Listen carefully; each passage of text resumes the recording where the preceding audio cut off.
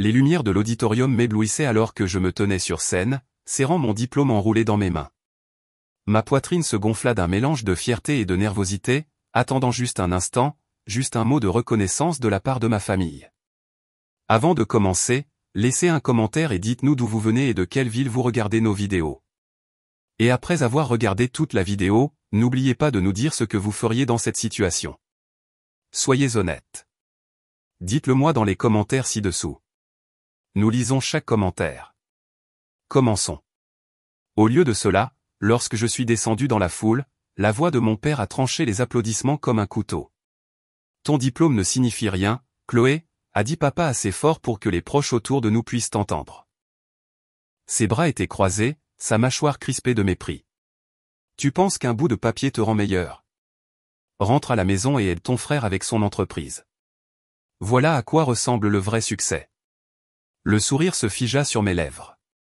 Les familles de mes camarades de classe s'étreignaient, pleuraient, prenaient des photos. La mienne? Ils me regardaient brûler vif sous les mots de papa. Papa, j'ai travaillé 4 ans, commençai-je, la voix tremblante.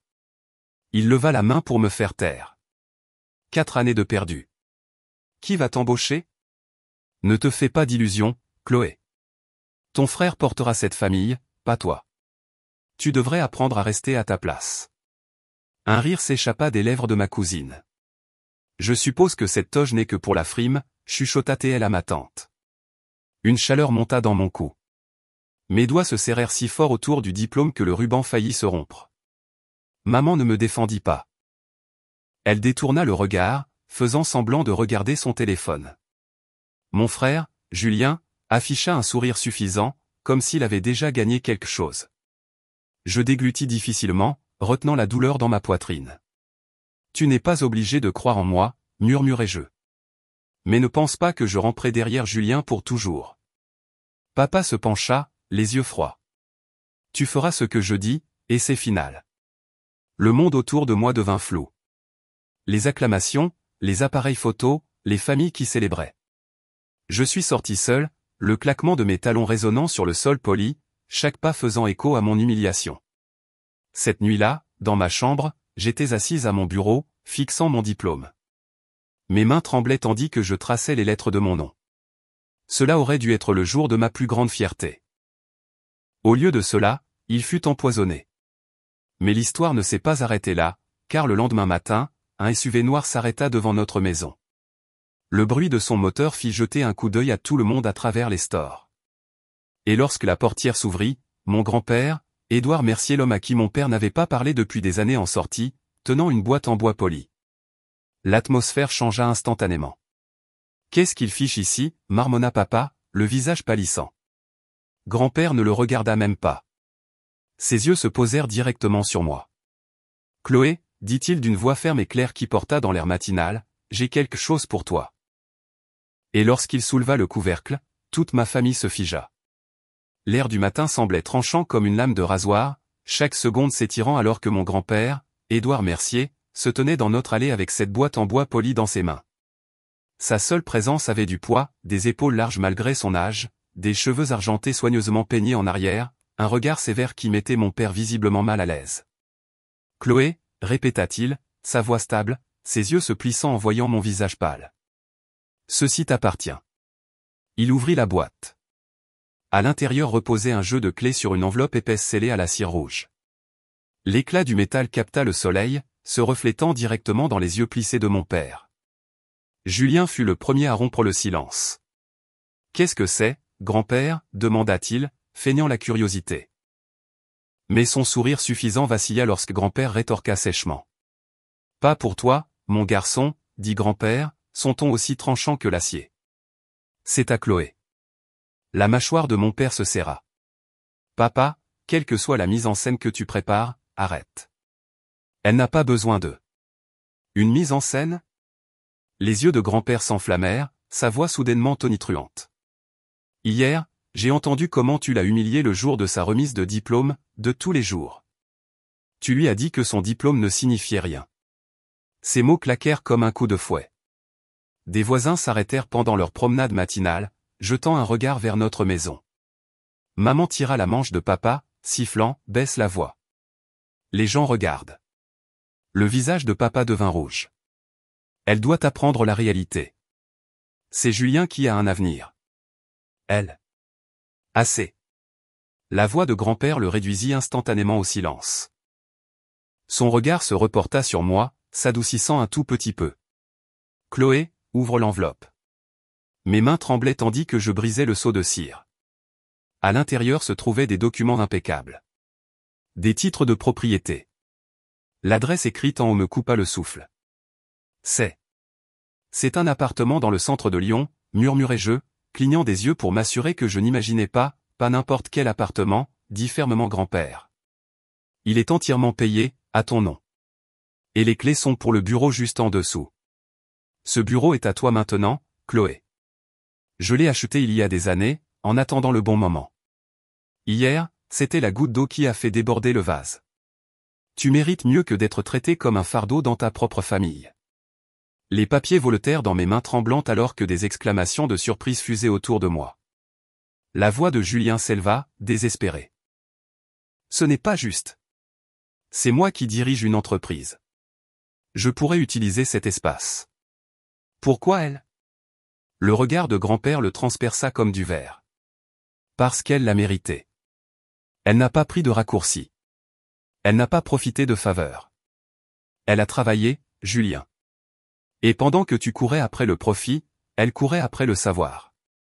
N'ose même pas demander pourquoi. Mon père s'avança, les poings serrés sur les côtés. Papa, tu ne peux pas simplement distribuer une propriété comme des bonbons. Elle n'est pas capable de la gérer. Grand-père ne s'y a pas, elle apprendra. Et je la soutiendrai à chaque étape. C'est plus que ce que tu ne lui as jamais donné. La tension était épaisse, m'oppressant la poitrine. Je déglutis difficilement, ma voix se brisant lorsque je parlais enfin. Grand-père, pourquoi moi? Pourquoi maintenant? Son visage s'adoucit, les rides autour de ses yeux se creusant. Parce qu'hier, j'ai vu ma petite fille humiliée alors qu'elle aurait dû être célébrée. Tu n'es pas invisible, Chloé. Tu n'es pas faible. Et il est temps que le monde et cette famille le voient. Ma gorge se serra. Pendant des années, je m'étais caché derrière le silence, derrière l'ombre de Julien, derrière les sermons sans fin de papa me disant que je n'étais pas assez. Et maintenant, mon grand-père se tenait là, me poussant vers la lumière. Le visage de papa se tordit de rage. C'est ridicule. Chloé, ne pense pas que ça change quoi que ce soit. Tu vis toujours sous mon toit. Tu feras toujours ce que je dis. Grand-père se tourna vers lui, sa voix basse mais mortelle. Plus maintenant. Elle a son propre toit désormais. Les mots frappèrent comme un coup de tonnerre. Julien bafouilla. Maman porta la main à sa bouche. Papa resta figé, son pouvoir lui glissant entre les doigts comme du sable. Je serrai fermement les clés, sentant le métal froid s'enfoncer dans ma paume. Pour la première fois, je ne me sentais pas comme un fardeau. Je me sentais libre. Mais la liberté venait avec le feu. Je relevai le menton et regardai papa droit dans les yeux.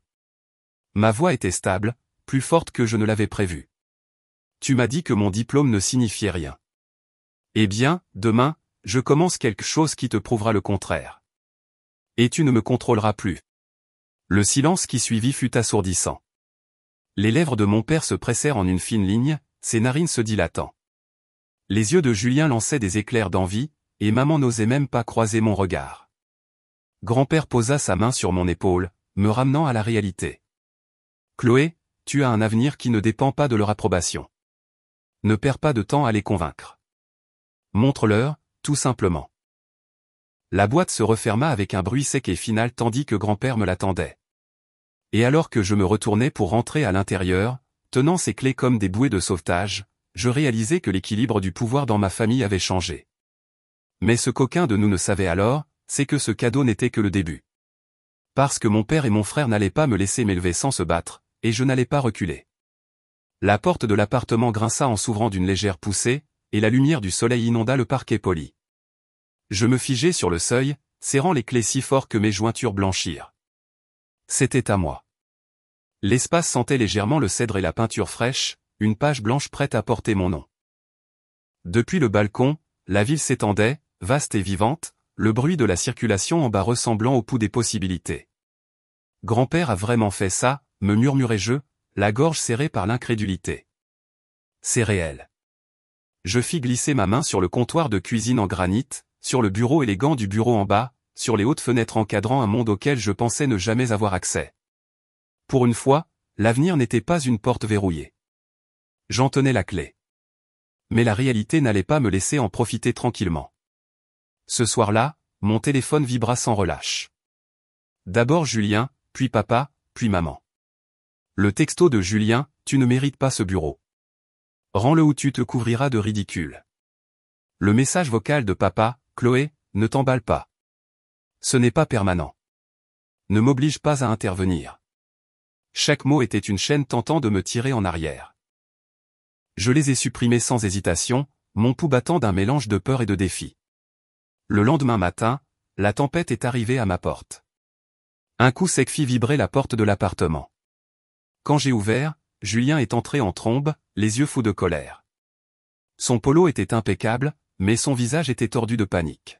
« Tu crois que tu peux juste prendre ce qui est à moi ?» cracha-t-il en frappant sa main contre le mur. Je tins bon. « Ce n'est pas à toi, Julien. Grand-père me l'a donné. » Il rit amèrement, faisant les 100 pas dans le salon comme un animal en cage. « Grand-père ne sait pas ce qu'il fait. Tu as un diplôme inutile, Chloé. Qu'est-ce que tu vas gérer ici? Un projet de charité? Les clients ne veulent pas de quelqu'un qui se cache dans les livres. Ils veulent des résultats. C'est moi, ça. Ça a toujours été moi. » Ces mots me blessèrent, mais quelque chose en moi se brisa. « Je t'ai écouté me rabaisser toute ma vie, » répliquai-je, ma voix vive et tremblante. « Mais j'en ai fini de jouer l'ombre dans ta lumière. Tu veux des résultats? Regarde-moi faire. » Les narines de Julien se dilatèrent. « Tu le regretteras. » Avant que je puisse répondre, la voix de grand-père tonna depuis le couloir. « Non, Julien. Le seul qui regrettera quelque chose, c'est toi. » Julien se figea. Grand-père se tenait à la porte, sa canne à la main, son regard de feu. Il entra, sa présence remplissant la pièce. « Tu débarques chez elle comme un voleur » aboya grand-père. « Et un peu de dignité. »« Grand-père, tu ne comprends pas » argumenta Julien, sa voix maintenant désespérée. « Elle n'est pas faite pour ça. Elle va échouer, et quand elle le fera, tu verras que j'avais raison depuis le début. » La mâchoire de grand-père se crispa. L'échec n'est pas la honte, ici. La honte, c'est un frère qui essaie de briser sa sœur avant même qu'elle n'ait commencé. La bouche de Julien s'ouvrit, mais aucun mot n'en sortit. Il se retourna et sortit en claquant la porte si fort que les murs de l'appartement tremblèrent. Je restai figé, l'adrénaline parcourant mes veines. Grand-père posa sa main sur mon épaule. « Ne laisse pas sa peur devenir la tienne. Les gens qui sentent qu'ils perdent le contrôle attaquent toujours en premier. » Des larmes me brûlèrent les yeux. Et s'il avait raison, grand-père? Et si j'échouais? Il me regarda avec une clarté perçante. Alors tu échoues selon tes propres termes. Pas les siens, pas ceux de ton père. Les tiens. Et cela vaut plus que 1000 victoires creuses bâties sur l'approbation de quelqu'un d'autre. Je déglutis difficilement, laissant ces mots s'infiltrer dans les fissures où vivait le doute. Cette nuit-là, je m'assis au bureau en bas, ouvrant mon ordinateur portable. Le bourdonnement de l'écran éclairait mon visage alors que je fixais le document vierge qui m'attendait. Mon cœur battait la chamade, mais mes doigts commencèrent à bouger. Des plans, des idées, des rêves que j'avais enterrés parce que personne n'y croyait. Chaque frappe au clavier était une rébellion. Chaque ligne était la preuve que je n'étais pas invisible. Mais dehors, les lignes de front se dessinaient. À la maison, papa faisait les 100 pas dans le salon, sa voix résonnant alors qu'il parlait à maman. Édouard a perdu la tête. Si Chloé réussit, elle nous humiliera. Nous devons la remettre à sa place avant qu'elle ne mette la famille dans l'embarras. Julien était assis à proximité, les poings serrés. Ne t'inquiète pas, papa. Elle ne tiendra pas. Je m'en assurerai. Leur voix résonnait dans ce couloir comme une déclaration de guerre. Et dans mon appartement, je sentais la tension dans mes os même sans entendre leurs mots, parce que je savais que ce n'était pas fini. Ma famille n'allait pas me laisser m'élever tranquillement. Ils se battraient, comploteraient et me pousseraient à bout. Mais pour la première fois de ma vie, j'étais prête à riposter. Et quelque chose au fond de ma poitrine murmura, qu'ils viennent. 3 semaines plus tard, le bureau au centre de Lyon bourdonnait d'une énergie tranquille. Une poignée de jeunes professionnels des nouveaux diplômés comme moi, des rêveurs avec le feu dans les yeux étaient assis autour de la table de conférence. Je les regardais, le cœur battant, en cliquant sur la dernière diapositive de ma présentation. Ceci, dis-je en montrant l'écran lumineux, est notre départ. Une société de conseil bâtie sur l'innovation, pas sur la tradition. Nous n'avons pas besoin de sang ou de réputation. Nous avons besoin de courage, et si nous restons unis, nous prouverons à tout le monde qu'ils ont tort. Des applaudissements résonnèrent dans la pièce. Ma gorge se serra. Ils croyaient en moi. Mais tout le monde n'applaudissait pas.